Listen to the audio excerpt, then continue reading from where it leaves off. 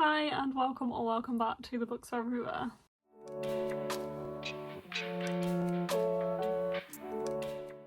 In this video I am going to be playing Spookoplathon. I love this game. This is a TBR game by Becca over at Becca at the Books. I will link the announcement video down below which will explain everything in case you want to join this readathon, although it might be a little bit late, but I'm sure you can join like whenever in the month because yeah, you can just join.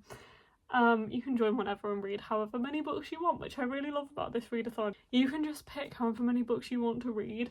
So I'm going to be picking 5 books today by playing Becca's Spookoplathon. This is a readathon based on Monopoly, so I'm not going to explain it much because I think if you've ever played Monopoly, which I only have a handful of times to be honest in my life, because it's such a long game, but if you've ever played it, this will be quite intuitive.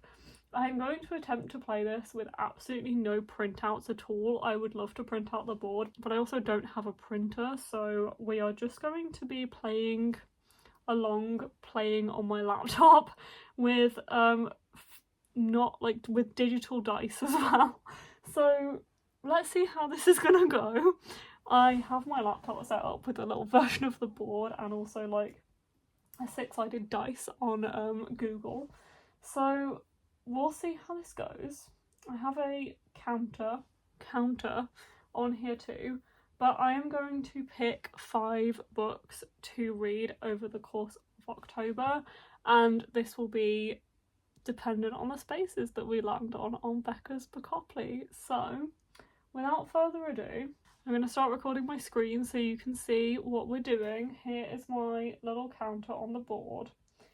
And I'm going to roll the dice. You have to roll the dice twice each time because if you roll a double you have to add a book to the TBR. So we're starting on 5, but let's see how we go. So we want 6-sided and I'm guessing that's 2. Okay, cool. Oh, for God's sake, we're starting on a double. We're reading 6 books. Oh, we've started with chaos. Okay. So we're going 8 spaces, so 1, 2, 3, 4, 5, 6, 7, 8. And we've landed on present. And this is quite a simple prompt. This is literally just a book you want to read right now. So I could be quite sneaky and add the book I'm currently reading. Actually, you know what? Like, let's add the book I'm currently reading because Becca did say in her other video, like the TBR one she did for herself, that is a way you can interpret this prompt, and I haven't started it yet, so technically this is a book that I really want to read right now because I'm going to start it tonight or tomorrow. So I feel like I can throw that in there. The book is What You Were Looking For Is in the Library, and let's just find you a quick, I won't go like too deep into these synopses, but this is a Japanese translated fiction following a librarian who seems to be able to recommend books to anyone based on like what they're going through in their life and what they're struggling with, and she can recommend them a book to help with their life, and if they're like struggling in their job or in their relationship or whatever, the book will have like life altering consequences for them. So I am going to choose that one. Let's go for another 5 books because we rolled a double. Let's hope we don't roll another double. Okay, 6 and 4. So we have 10. So 1, 2, 3, 4, 5, 6, 7, 8, 9, 10. The prompt is blood. I also narrowly missed community shelf. I really don't want to land on any of those because I don't have any cards printed out. So the prompt of blood. A book with a red cover. I can probably do that. I don't know what I'm going to choose, but I'm going to have a look through my TBR and see what I can find. Okay, I'm just going to do it. I'm committing. I think maybe this is slightly more orangey than red, but there's definitely red in here. The spine is more red, which made me think of like the red cover. This is the Aurora cycle. I really desperately need to get this on my TBR, as in the entire series. Courtney's just read it, she actually quite enjoyed it, and she's felt the same, like she's wanted to put this on her TBR for so long. I'm just going to finally commit. I'm hoping we can get the first book, Aurora's Cycle. Aurora Rising. It's called the Aurora Cycle, like the whole series is, on here too. But I'm putting this one on here because it's got a red cover. This is Aurora Burning, which is the second book. This I am skeptical about because I have a love-hate relationship for the Illuminae series, which is by the same two authors, and I feel like I'm not going to love this series, but I do still really want to read it and decide for myself. This is a sci-fi series set in space by the same, as I said, the same authors, Kristoff and Amie Kaufman. So I'm finally doing it, Courtney, I'm finally doing it. So that's for red book. So we have 4 more to go. So let's roll again. No doubles, no doubles. 11. We're really moving around this board. Okay. 1, 2, 3, 4, 6, 7, 8, 9, 10, 11. I think that's Shirley Jackson. Yeah. I don't know what this prompt is other than read a Haunting on Hill House. It's this house is haunted. Read a book with a building on the cover. That's interesting. That's an interesting prompt. I went into this having absolutely no idea what I wanted to read this month, so this is going to be all over the place because I have no idea what I want to read. Okay, I don't know how to pronounce this, but this works out really well. This is Welcome to the Huynam. I don't know. I'm gonna have to Google this. Huynam. Welcome to the Huynam-dong Bookshop by Hwang Bo-Reum. Again, let's Google Hwang Bo-Reum. So this is following. You know what? It's been a while since I got this, and I don't actually. Well, I presume it's following a bookshop, but it's following a main character who did everything she was supposed to: go to university, marry a decent man, get a respectable job, and then it all falls apart. Burned out, Hwang abandons her old life, quits her high-flying career, and follows her dream to open a bookshop in a quiet neighbourhood in Seoul. Surrounded by books, Hwang and her customers take refuge, from the lonely barista to the unhappily married coffee roaster and a writer who sees something special in Hwang. They all have disappointments in their past. I cannot speak. The bookshop becomes the place where they all truly learn how to live.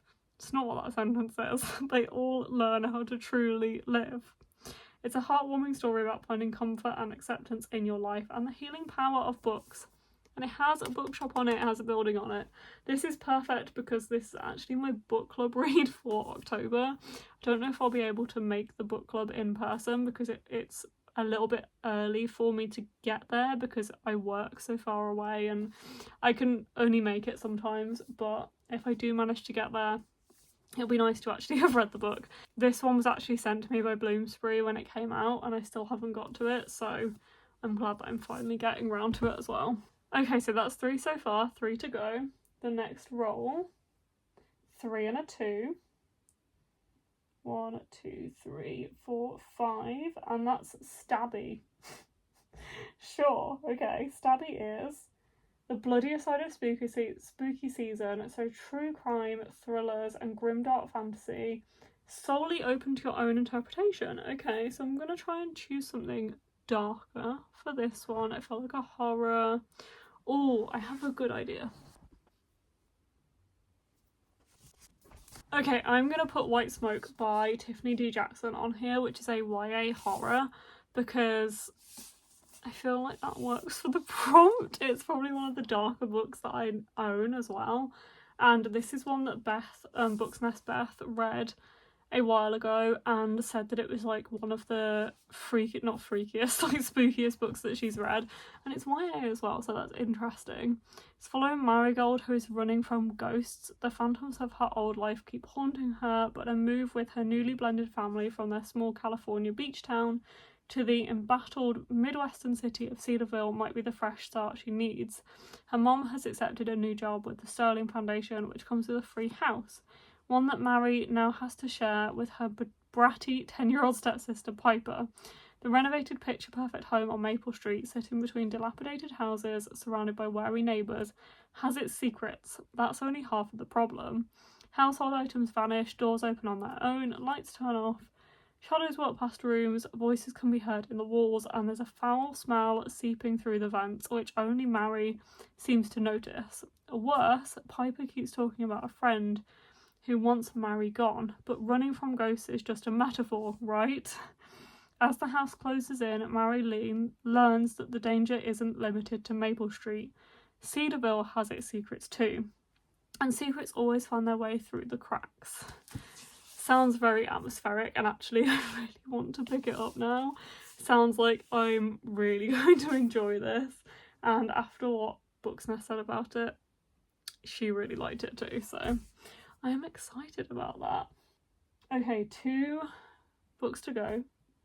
2 prompts, 4 and a 1, so we've got another 5 and we didn't roll a double. 2, 3, 4, 5. Highest rated, that's interesting, and I have my TBR open right here, so let's organised by highest rated. I was really not expecting to be reading Fourth Wing this month, but I guess this is what TBR games do. I also was really not expecting this to be my highest average rated book on my TBR. But sure, this one is a romantasy book with dragons. It's following 20-year-old Violet, and she is in this kind of school place, I think. Yeah. She's in this, she's in a war college, sure. And the commanding general is her mother, who has ordered Violet to join the hundreds of candidates striving to become the elite of Navarre, I think, who are dragon riders.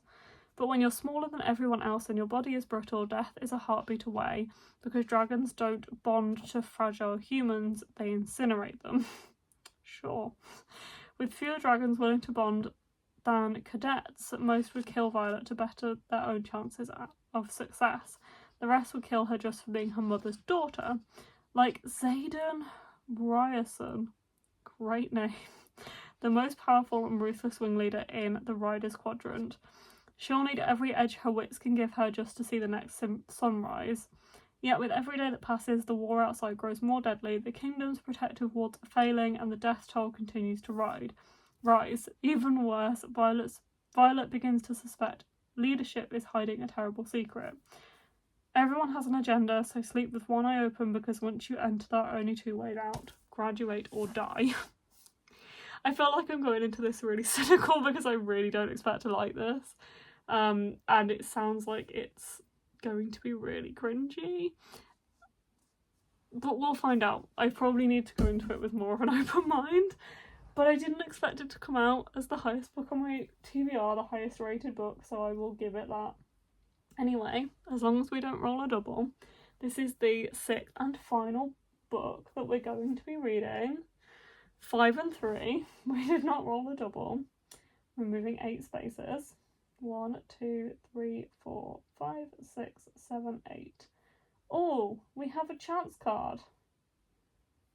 I do not. Oh no. I don't have chance cards, but it is to just pull a random book, so I think I'm just going to randomise my TBR, which I'm going to go for my standalones TBR, because yeah, I could come out with something in the middle of a series if I do everything. So let's go random. Are we ready? Funny Story by Emily Henry. Okay. I guess I'll take that. Well, this is also really not a book I was expecting to read this month, and it's definitely not one that I would have picked up just of my own accord, but that's fine. This one is following Daphne and Peter, who have just broken up. Oh no, am I thinking of a different book? No, that's right, isn't it? Okay, so let me just read you the synopsis. Daphne always loved the way Peter told their story. That is until it became the prologue to his actual love story with his childhood bestie Petra. Yes, so it is following exes. Which is how Daphne ends up rooming with her total opposite and the only person who could possibly understand her predicament, Petra's ex, Miles. Okay. It's not the prompt it's not the synopsis I expected. It's not a match made in heaven until one night when they toss back tequilas and form a plan. And if it involves posting deliberately misleading photos of their adventures together, well, who could blame them? Yeah, I felt like I either didn't realise that was the synopsis of this book, or I'm thinking of the synopsis for Happy Place, which I may well be doing. This is Emily Henry's newest book. This is the Afterlight edition. It's definitely one I would normally save for summer, which is why I wouldn't have necessarily picked it now. But this is what randomising my TBR has done for me. I'm going to be reading Funny Story by Emily Henry. Wow, that is really a TBR that I did not expect. But here we go. This is the dust jacket for what you are looking for is in the library, because you're currently resting on the actual book. But this is now my TBR for October. Sure. Second Aurora burning, but Aurora cycle, so I need to read Aurora Rising. Then welcome to the... oh no, I've forgotten how to pronounce it.